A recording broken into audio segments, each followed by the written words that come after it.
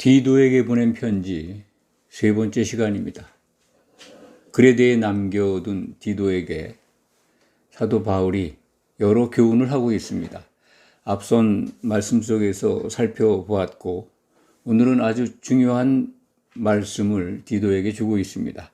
그것은 교회가 세워지는 핵심적인 원리를 설명해 주고 있기 때문에 그렇게 말씀드립니다. 이 성령을 부어주신 목적을 사도 바울은 오늘 본문 말씀에서 디도에게 일러주고 있는데, 이것은 모든 교회, 곧 성도로 부름받은 우리들이 마음에 새겨야 될 말씀입니다. 우리가 본문 말씀을 읽었습니다만 7절 말씀이 오늘 말씀의 핵심 포인트입니다. 한번 같이 읽어보겠습니다. 우리로 그의 은혜를 힘입어 의롭다 하심을 얻어 영생의 소망을 따라 상속자가 되게 하려 하심이라. 이 성령을 부어주신 목적에 대해서 우리로 하여금 상속자가 되게 하려 하십니다. 이렇게 하신 이 말씀을 지금 우리가 읽었습니다. 우리가 잘 알고 있다시피 주님이 십자가에서 죽고 부활하신 후 그리고 승천하셨습니다. 그리고 부활 후 50일째 되는 날 성령을 사도들에게 부어주셨습니다. 처음으로 이 땅에 하나님께서 신비한 창조물, 새로운 창조물이죠.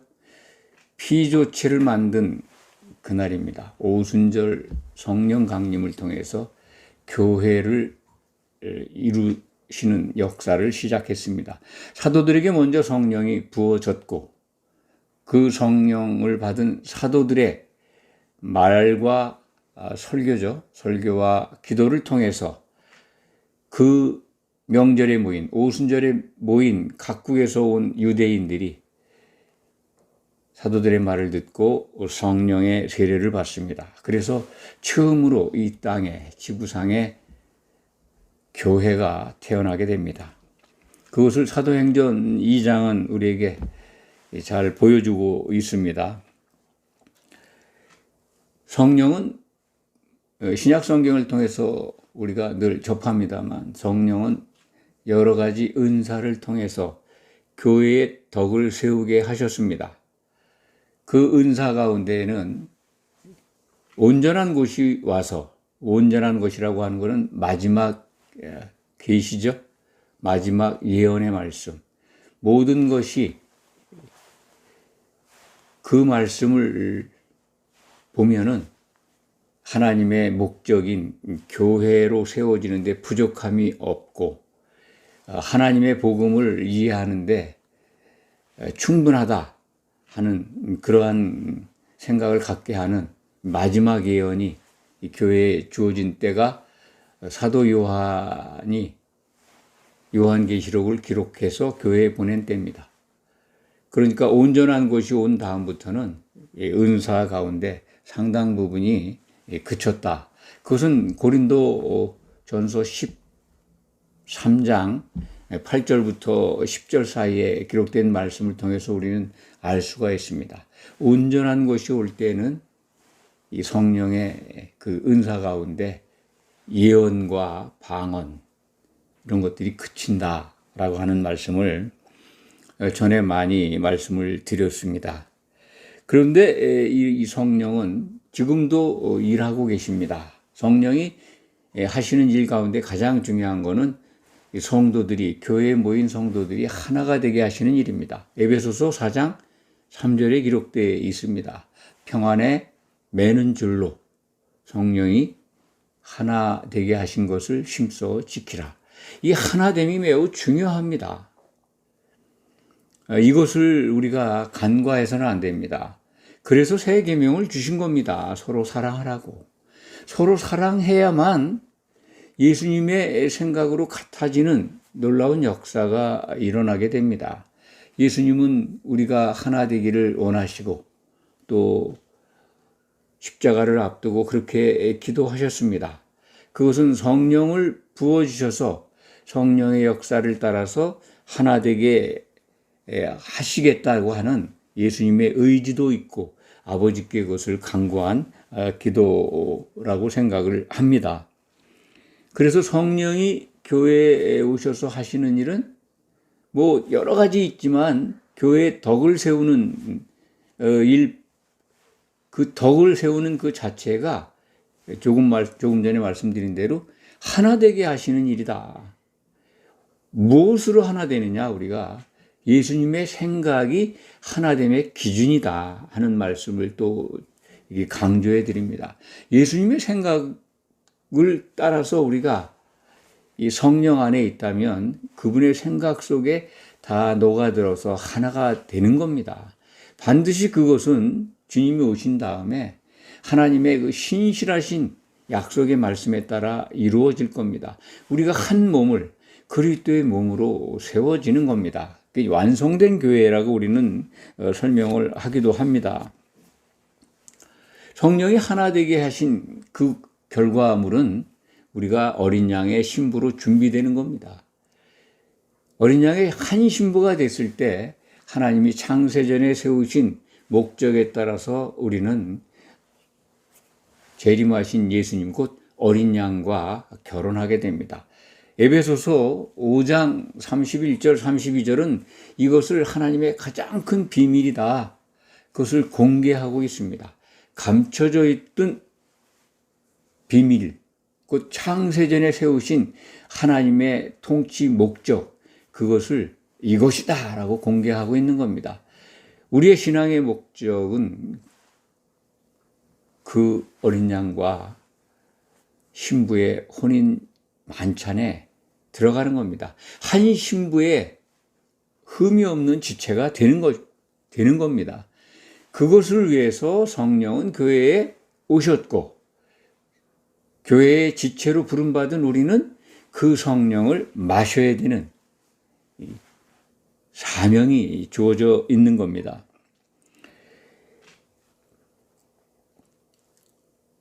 성도가 예수님의 생각으로 하나 되는 것이 가장 중요한 온전한 구원에 이르는 길이다. 이렇게 또 강조해서 말씀드립니다. 예수님의 생각이 어디 있을까요?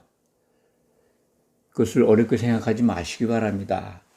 성령은 예수님의 이름으로 보내심을 받은 분입니다. 예수님의 이름으로 오셨다는 것은 예수님의 생각을 온전하게 갖고 계시다는 겁니다. 그 성령이 오셔서 사도들에게 예수님의 생각을 다 일러 주셨습니다. 그래서 사도들은 예수님의 생각을 성경에 기록했습니다. 신약 성경이 예수님의 생각을 온전하게 우리에게 일러줍니다.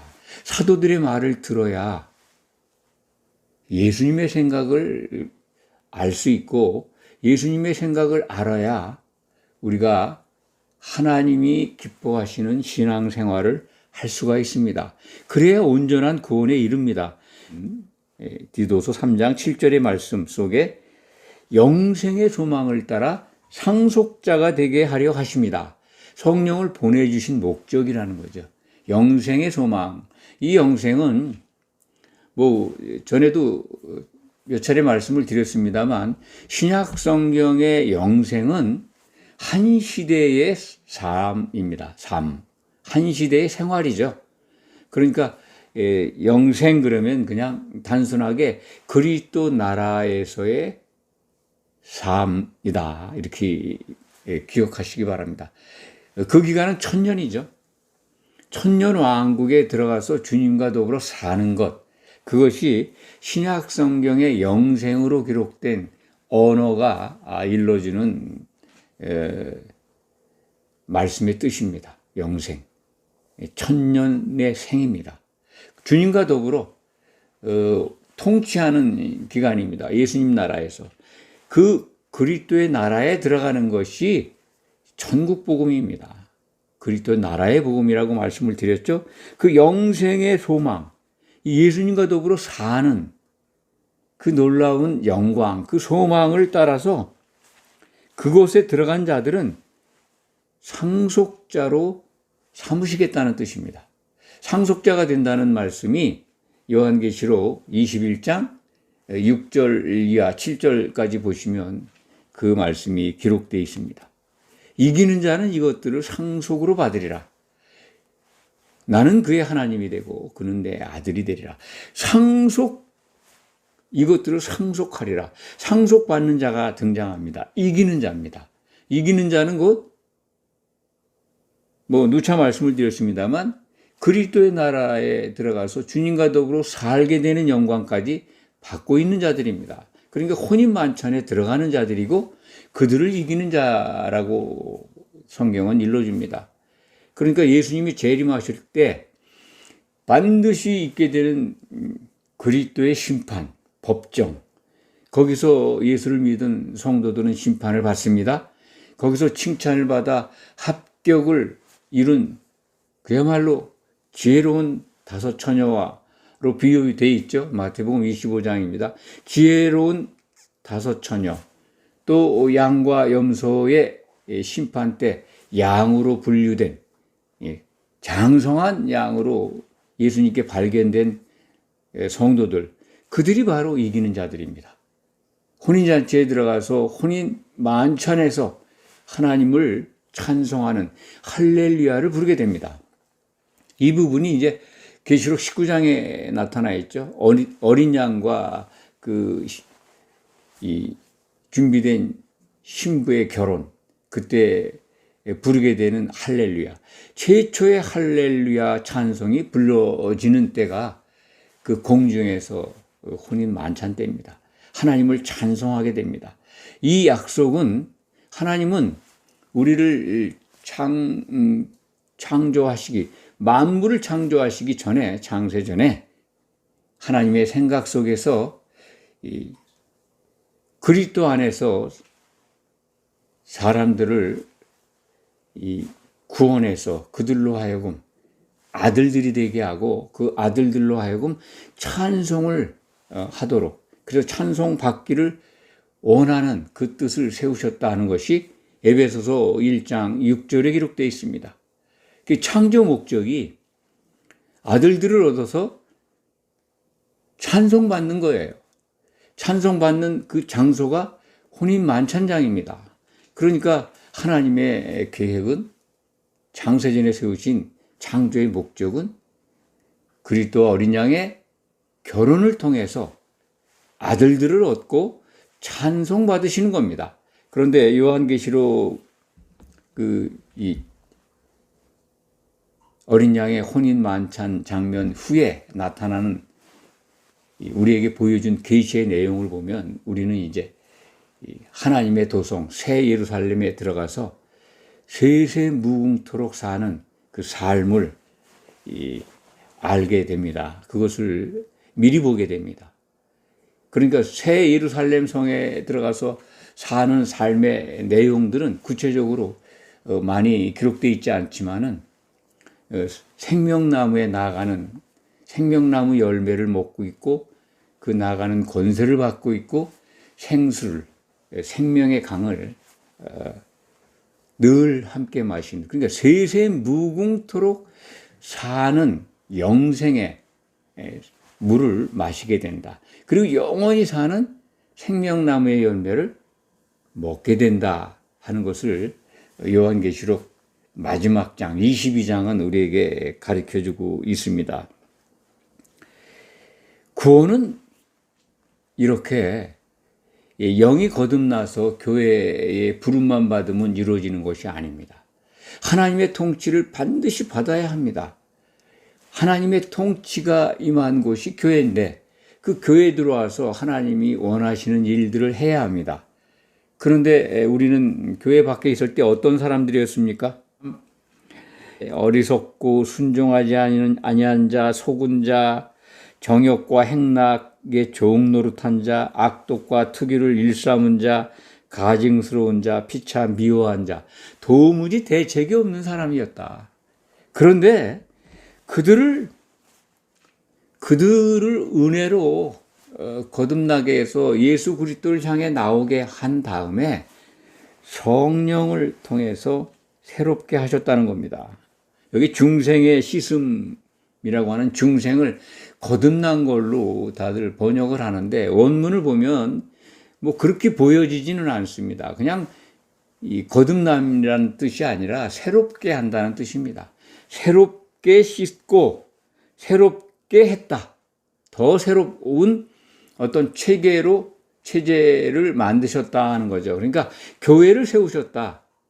세상에 없는 아주 새로운 조직체를 만들어서 그 새로운 피조물로 만드셨다. 새롭게 했다는 거죠, 우리가. 참 대책이 없는 사람들이었는데 새로운 피조물이다. 이렇게 생각하시면 됩니다. 그 성령을 통해서 그렇게 하셨다. 그렇게 하고 있는데 그렇다면 성령의 그 역사 속에 들어가서 성령을 마셔야죠. 교회에 들어와 있지만 성령 마시는 것, 그것을 소홀히 하고 외면한다면 신약 성경에 기록되어 있습니다. 성령이 소멸합니다. 하나님의 통치를 안 받는 거죠. 이건 왜 일어날까요? 성령을 못 마시게 회방하는 자들이 아주 강렬하게 일하고 있기 때문에 그렇습니다. 맹렬하게 일합니다. 발악을 하죠. 그래서 성경은 이기는 자가 되라고 우리에게 명령하고 있는 겁니다. 오늘 말씀 속에 이제 이 이단이라는 단어가 기록되어 있습니다. 이단이라는 단어가 이제 이 10절에 나와 있죠. 디도서 3장 10절에 이단에 속한 사람을 한두 번 훈계한 후 멀리하라. 이게 이제 이 말씀을 전해드리고 말씀을 정리하겠습니다. 성경 속에서 이단이라고 하는 말씀은 구체적으로 기록되어 있지 않습니다. 오늘 디도서에 표현된 이 이단이 유일할 겁니다. 그 이단이라는 말은 이 선택한다는 뜻입니다. 이 선택. 하나님의 선택이 있고 성도들의 선택이 있는데 이 이단으로 번역된 이 선택은 기독인 가운데 교회로 부름받은 자들 가운데 잘못된 길을 선택했다는 거죠. 끝이 다른 길을 선택했다. 이렇게 이해하시면 됩니다. 이기는 자가 되는 길을 선택한 것이 아니고 이기는 자가 못 되는 길을 선택한 자들. 그러니까 바른 교훈을 받지 않고 가짜 복음에 빠진 사람들이죠. 이 시대에 참 많습니다. 디도에게 보낸 편지 속에 무대가 되어 있는 그레데지요. 그 초대교회 때는요, 이단 사상이 두 가지였습니다. 영지주의자들, 그리고 율법을 꼭 지켜야 된다고 하는 것들. 그러니까 사도들이 전한 바른 교훈, 그리스도의 복음 외에는 다 사실은 다른 걸 선택한 거지 않습니까? 다른 복음을. 그러니까 성경 속에서 보면 이단입니다. 율법을 지켜야 된다라고 가르치는 분들이 얼마나 많습니까? 또 노골적인 이단들이 이 시대의 기독교에 얼마나 많습니까? 그건 다 끝이 다른 길을 선택하는 겁니다. 바른 교훈을 받지 않는 거죠. 그러니까 그들에게는 한두 번 훈계하고 권면하지만 듣지 않으면 떠나라, 멀리하라, 그런 말씀입니다. 이단은 기독교에서 잘 아시겠지만 이 세 가지 유형으로 이렇게 정리해서 거기에 속하면 이단이라고 정죄합니다. 멀리하게 합니다. 그것은 교리적으로 만드는 거지 성경 속에는 없습니다. 참고로 말씀드리면 이단으로 그냥 딱 빼박 이단이다 그러면 삼위일체 하나님을 부인하고 성경을 부인하고 그리스도의 인성을 부인하는 그런 교훈, 이단 사상이라고 하죠. 이단 가르침이고 거기에 빠진 자들은 이단에 속한 자들이다 이렇게 정의합니다. 오늘 말씀을 통해서 디도서를 마무리하겠습니다. 디도서 3장에 기록되어 있는 말씀은 우리가 어떻게 하면 상속자가 되는가, 그 상속자가 되는 길을 제시하고 있습니다. 이것은 하나님의 통치 목적이고 하나님이 창세전에 세우신 계획 속에 있는 겁니다. 성령을 마시면 이기는 자가 되고 이기는 자가 되면 상속받으리라 하는 말씀, 요한계시록 21장 7절 말씀, 그것을 지금 사도 바울은 이 디도에게 보낸 편지에서 미리 알려주고 있는 것입니다. 우리는 다 같이 교회로 들어와 있으니까 상속자가 되어야 합니다. 그러려면 성령을 매일 마셔야 합니다. 항상 충만하게 성령 속에 잠겨 있어야 합니다. 기도하겠습니다.